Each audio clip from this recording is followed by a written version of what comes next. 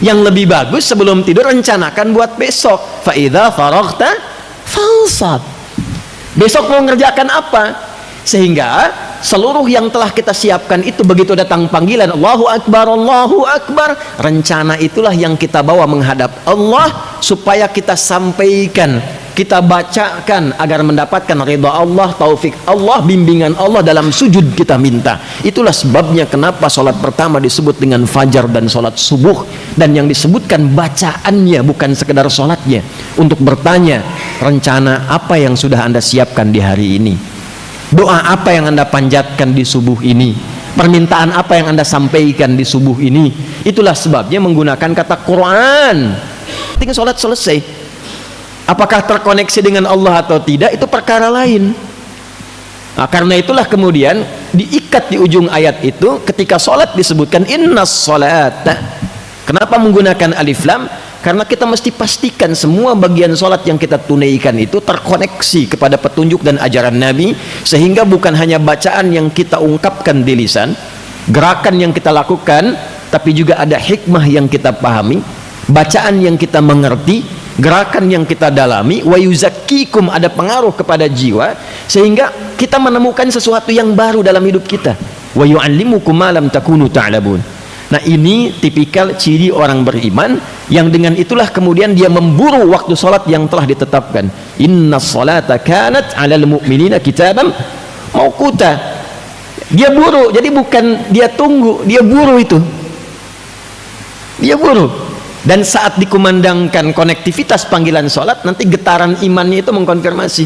Itu yang dimaksud Quran surah ke-8 ayat yang kedua, Al-Anfal ayat 2. Innamal mu'minuna alladzina idza dzukirallahu wajilat qulubuhum. Pakai innama adatul hasri dalam ilmu nahwu itu untuk membatasi satu informasi. Sungguh ciri dasar orang beriman itu yang paling pokok sebagai berikut. Jadi kalau nggak punya ini, imannya dipertanyakan. Yang paling pokok, idza dzukirallahu, bila disebutkan nama Allah, wajilat qulubuhum, ada konfirmasi getaran iman dalam tubuhnya, dalam hatinya. Nah, untuk mengecek ada iman tidak dalam tubuh kita, untuk mengonfirmasi itu, maka diperdengarkanlah nama Allah itu konsekuensinya, supaya terdengar oleh telinga kita, tembus ke dalam hati kita, supaya dikonfirmasi oleh bagian iman, ada enggak nuklea iman dalam jiwa kita itu. Maka diperdengarkan di telinga. Telinga bahasa Arabnya udhun, jamaknya disebut dengan adzan. Adzan itu bukan sekedar panggilan. Kalau cuma panggilan mungkin namanya nida, selesai. Ya. Kenapa disebut dengan adzan? Karena panggilan ini diperdengarkan pada orang-orang yang masih punya pendengaran. Dan Anda tidak akan temukan satu panggilan yang disebutkan setiap pergantian waktu dalam sehari, mengiringi pergantian waktu, berubah dari gelap ke terang, ya kan? Muncul subuh, gitu kan? Ya, ketika berubah pergantian waktu ada panggilan. Pindah ke siang ada panggilan, siang ke sore ada panggilan, sore menjelang malam ada panggilan, datang malam sebelum tidur ada panggilan. Untuk mengecek jangan-jangan paginya ada iman, sorenya hilang. Yusbihu mu'mina wa yumsi, jauh-jauh di Riau saja, Pekanbaru dengan Bengkalis sama enggak waktu subuhnya tuh? Dengan Kampar sama tak? Perbedaan waktu itu bukan sekedar menunjukkan tempat lokasinya berbeda, tapi untuk memperdengarkan bacaan sholat 24 jam tidak berhenti di muka bumi ini. Di mana ada panggilan ibadah, memperdengarkan Tuhannya 24 jam tidak berhenti. Manusia mana yang mampu membuat sistem seperti itu? Ini yang menunjukkan kebenaran ajaran Islam, yang menunjukkan dan menguatkan Islam itu bukan budaya, bukan buatan, tapi betul-betul ad-dinul haq. Karena itu pede Al-Quran mengatakan inna dina indallahil Islam. Nah, cuma pertanyaannya bagi yang mengaku muslim itu, ketika sudah mengatakan beriman, konfirmasinya ada enggak? Maka sholat pertama dari bangun tidur, nah ini yang mau saya sampaikan. Dari bangun tidur kemudian kita terdorong untuk menunaikannya. Sholat pertama ini satu-satunya yang memiliki dua nama yang langsung disebutkan di Al-Quran, dan seluruh rangkaian namanya unik nanti ya. Jadi kalau ada kitab itu cukup bagus ya, misalnya Nadharat fi Ma'anis Shalah, ada Asrarus Shalah, dan beberapa kitab-kitab lainnya, Itu kalau kita ada kajian-kajian yang agak unik yang tidak banyak ulama mengkaji itu. Saya ambil contoh begini. Nanti saya balik ke waktu awal. Kalau siang itu bahasa Arabnya apa? Nahar kan? Nahar kas-sa'id. Ini kan banyak mubalik majlis tabligh ini. Nahar. Tapi kenapa salatnya zuhur namanya? Kan? Sore itu apa bahasa Arabnya? Masa al-khair ya akhi. Kok salatnya asar? Kok namanya asar? Padahal asar itu kan bukan sore. Al-waqtul ladzi yu'asiruna fa huwa asrun. Setiap momentum yang kita lalui namanya asar. Kok sore salatnya asar? Maghrib menjelang pergantian. Kalau malam apa? Lail, tapi salatnya isya. Apa kaitan isya dengan asya? Apa kaitan asya dengan ma'isyah? Itu semua nyambung. Tapi karena sekarang kultum dan tadi dikatakan tausiah singkat, kan? Maka saya hanya akan buka bagian pertama saja. Kenapa sholat pertama itu subuh dan disebut juga dengan fajar? Kenapa ketika disebutkan fajar yang disebutkan Qur'annya? Kenapa ketika disebutkan subuh yang disebutkan tanafusnya? Quran surah 81 ayat 18, was-subhi idza tanaffas. Quran surah 17 ayat 78, aqimis salata liduluki syamsi ila ghasaqil laili wa qur'anal fajr inna qur'anal fajri kana masyhuda. Yang lainnya salat, begitu masuk ke fajar Quran, begitu masuk ke subuh tanafus. Pernah nggak kita kaji itu? Itu poin yang pertama dulu. Bapak Ibu sekalian, hadirin rahimani wa rahimakumullah. Saya mulai dari fajar dulu. Ada 3 kata dan tiga-tiganya muncul di Quran. 1 fajar, 2 infajar, 3 fujur. Ya, fajar, infajar, 3 fujur. Tiga-tiganya punya akar kata yang sama, berasal dari huruf fa, jim dan ra.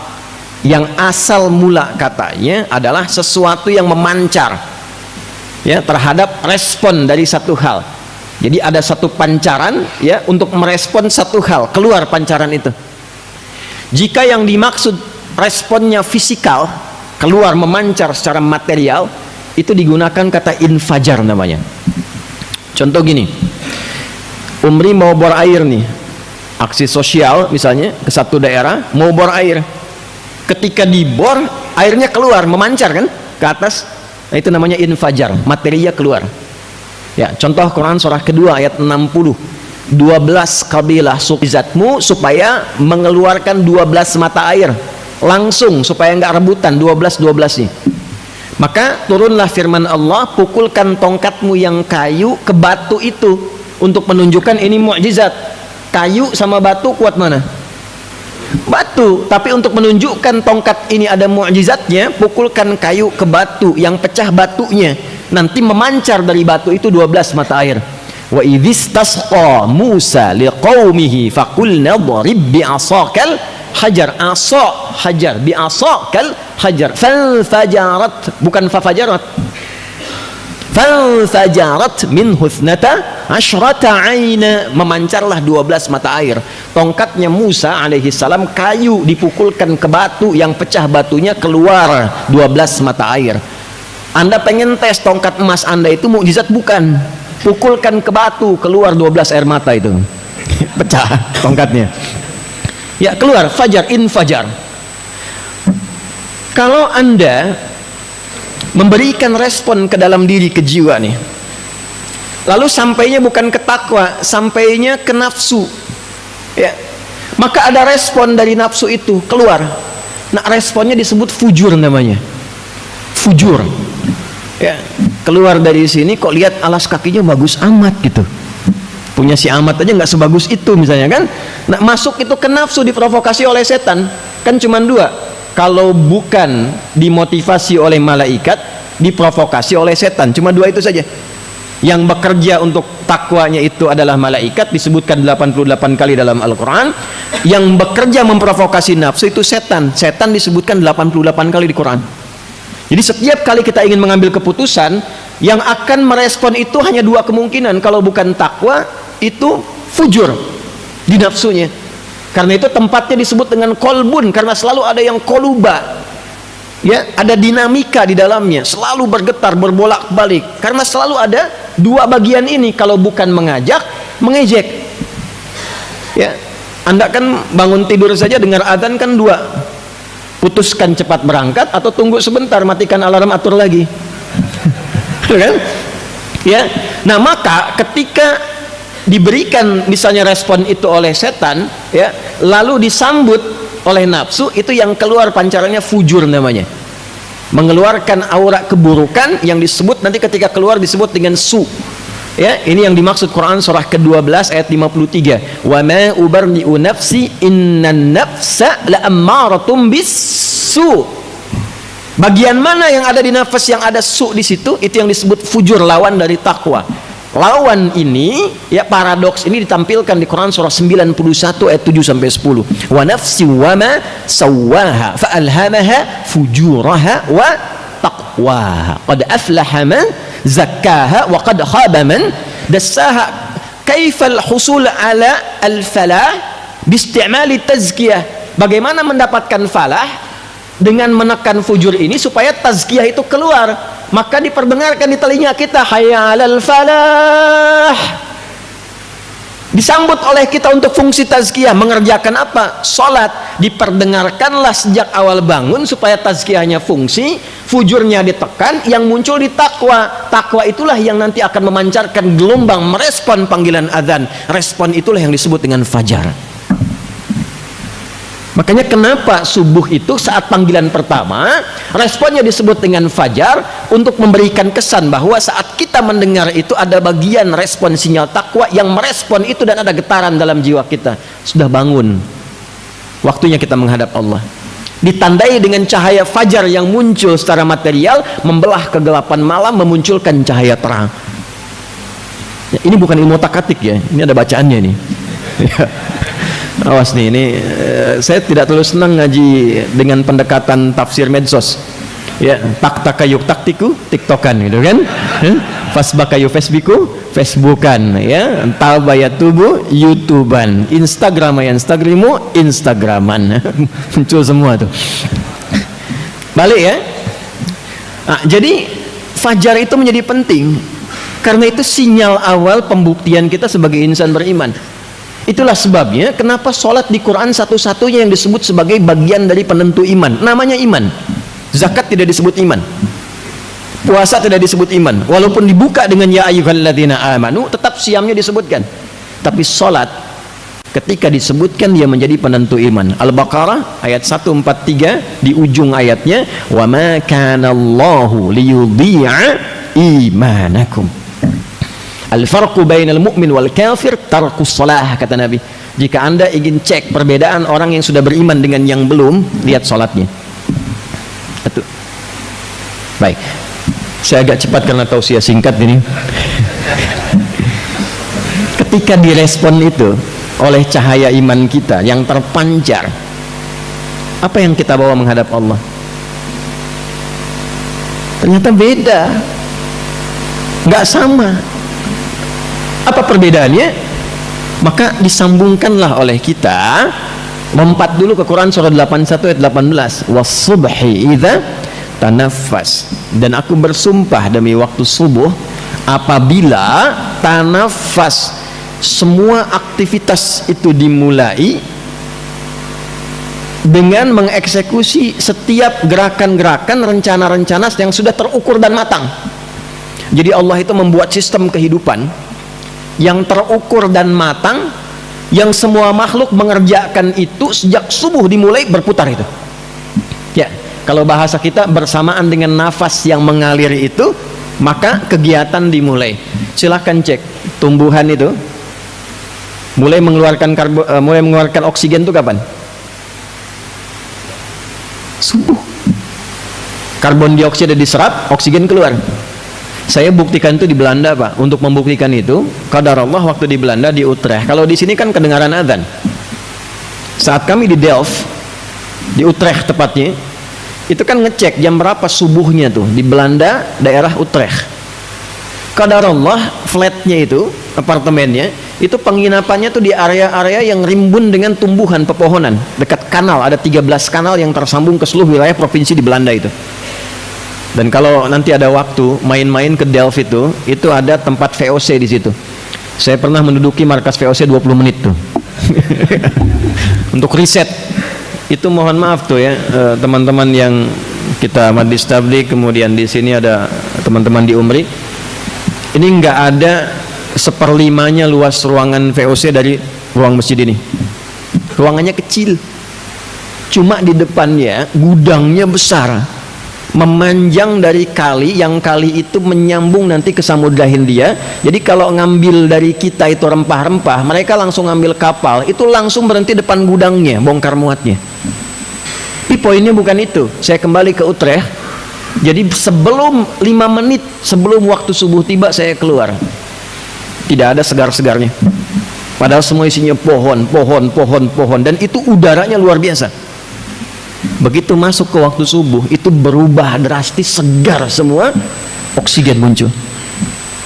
Wasubhi idza tanaffas. Matahari mulai bertugas, kegelapan malam belah, keluar cahaya. Ya, semua bertugas. Anda bayangkan, yang tidak dihisab saja mengikuti sistem yang Allah buat. Manusia itu bukan hanya sistemnya, diatur oleh Allah pergerakannya, pedomannya, arahnya, ditunjukkan sampai ditanya, fa'aina tadhhabun? Engkau ini mau kemana sebetulnya? Engkau aku ciptakan, hikmahnya aku jelaskan, sistemnya aku terangkan, pedomannya aku kirimkan, rasulnya aku tetapkan, pembinaannya ada, penjelasannya lengkap. Tapi masih belum paham juga, masih belum dipilih juga. Engkau mau kemana? Kan? Maka ketika datang panggilan itu, kita pun mulai merencanakan, membawa peta hidup, peta jalan kehidupan, bagaimana mengawali kegiatan di hari ini supaya terukur. Dalam bahasa Arab, ketika Anda menyiapkan sesuatu yang terukur, terencana untuk dieksekusi, itu disebut dengan subuh namanya. Dari kata asbah. Kalau orang Arab tanya kaifa asbahta ya akhi, itu bukan hanya tanya kabar, tapi bertanya bagaimana perencanaan aktivitasmu di hari ini, apakah baik? Jam 7 mau kemana?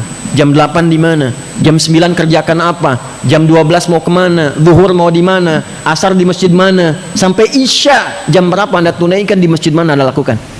Itulah subuh. Nah, jadi insan beriman itu tipikal utamanya, insan beriman, ciri keimanan kita ya, sebelum kita menjalankan aktivitas kita sudah punya rencana yang terukur. Bahkan Nabi itu kan mulai malam hari sebelum tidur istighfar dulu untuk mengevaluasi kegiatan sebelumnya, 70 kali sampai 100. Itu kan bukan istighfar cuma di lisan keluar, bukan. Istighfar itu kan bagian dari zikir. Zikir itu ingatnya dua, ingat aktivitas, koneksikan dengan Allah. Aktivitas ini disenangi Allah atau tidak, diridhoi Allah atau tidak. Makanya ketika istighfar, kita sambil mengingat 70 kegiatan kita sebelum tidur itu apa, 100 kegiatan kita sebelum tidur itu apa. Bicara sama teman, mengenakan tidak? Istighfari kalau kurang bagus ya. Komunikasi kita dengan orang lain, pekerjaan kita itu diingat sampai kita sadar. Setelah sadar itu nyaman, hati kita tenang, baru istirahat, maka tidurnya nyaman. Tidurnya nggak ingat dosa, nggak bawa masalah, karena sudah diselesaikan sebelum tidur. Yang lebih bagus sebelum tidur rencanakan buat besok. Fa idza faraghta fansab. Besok mau ngerjakan apa? Sehingga seluruh yang telah kita siapkan itu begitu datang panggilan Allahu Akbar, rencana itulah yang kita bawa menghadap Allah supaya kita sampaikan, kita bacakan agar mendapatkan ridha Allah, taufik Allah, bimbingan Allah dalam sujud kita minta. Itulah sebabnya kenapa sholat pertama disebut dengan fajar dan sholat subuh, dan yang disebutkan bacaannya bukan sekedar sholatnya, untuk bertanya rencana apa yang sudah Anda siapkan di hari ini, doa apa yang Anda panjatkan di subuh ini, permintaan apa yang Anda sampaikan di subuh ini. Itulah sebabnya menggunakan kata Quran. Quran bentuk umum, mencakup dua hal. Satu, bacaan-bacaan umum yang telah kita siapkan. Ada doa apa, istighfar apa, zikir apa yang kita bawa di fajar itu. Pernah nggak kita nyiapkan agenda tuh sebelum kita memulai menunaikan sholat, supaya saat sujud kita minta dimudahkan? Itu rahasianya kenapa banyak sahabat memulai dari masjid aktivitasnya sampai syuruk gitu baru berangkat. Dan nanti sebelum pulang mampir ke masjid. Kalau sirahnya lengkap, ini kalau kita satukan kajiannya, nanti PR nih Majelis Tabligh kalau kita bikin kegiatan pedoman deh, coba kita satukan itu jadi implementasi kehidupan, pedoman hidup Islami sebagai seorang muslim, dari akidah, ibadah, muamalah sampai akhlak tuh. Ya, bagaimana pagi memulai dengan iman. Iman itu dibawa dalam ibadah, dipraktekkan dalam muamalah, dihiasi dengan akhlak. Setiap langkah kita dari ujung kepala sampai kaki, bisa nggak kita mulai itu? Sehingga nanti sifat itu terkoneksi dengan Allah yang memberikan kasihnya kepada kita. Sifat ibadahnya merubah kita menjadi abdun, dijamakkan dengan ibad, membentuk karakter sebuah akhlak. Itu yang dimaksud wa ibadur rahmanil ladzina yamshuna 'alal ardi hauna wa idza khatabahumul jahiluna qalu salama. Ibadnya karakter seorang yang menunaikan segala hal atas dasar ibadah, dimiliki sifat kasih yang tersambung idhofah kepada Allah, dibimbing jadi karakter. Jadi melalui karakter moral membentuk karakter intelektual, menghasilkan karakter kinerja. Dari etos dibimbing logos masuk ke patos. Itu gambarannya. Nah, persoalannya dari sekian banyak kita sholat subuh dan fajar itu, sudah berapa banyak rencana yang disiapkan? Berapa yang sudah kita mintakan kepada Allah? Nah, aspek keduanya, Quran juga permintaan itu ketika berjamaah nanti diwakilkan bacaan umumnya oleh imam. Itulah sebabnya kenapa imam kualifikasinya itu spesial, khusus.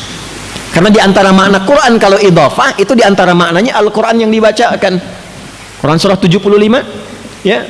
Dari ayat kita ambil saja misalnya 16 sampai 18. La tuharrik bihi lisanaka litajala bih. Inna 'alaina jam'ahu wa qur'ana. Fa idza qara'nahu fattabi' qur'ana wa qur'anal fajr. Inna qur'anal fajri kana mashhuda. Maka kita punya bacaan yang kita bawa, jamaah di masjid diwakilkan oleh imam. Itulah sebabnya kadang-kadang imam sudah menyiapkan ayat, tiba-tiba saat mimpin bisa berubah itu. Gak percaya silahkan, bisa berubah. Kenapa? Karena Allah arahkan bacaan itu sesuai dengan kepentingan umumnya makmum. Itulah sebabnya imam berikhtiar. Dicontohkan Nabi sebelum sholat nengok dulu ke jamaah kan. Bukan perkara istaqimu dan jamaah jawab sudah tahu. Bukan itu yang penting. Lihat siapa yang sholat. Adakah yang buru-buru? Adakah wajah-wajah sedih? Adakah wajah-wajah yang ikhlas sehingga bacaannya harus surat Al-Ikhlas? Gitu kan?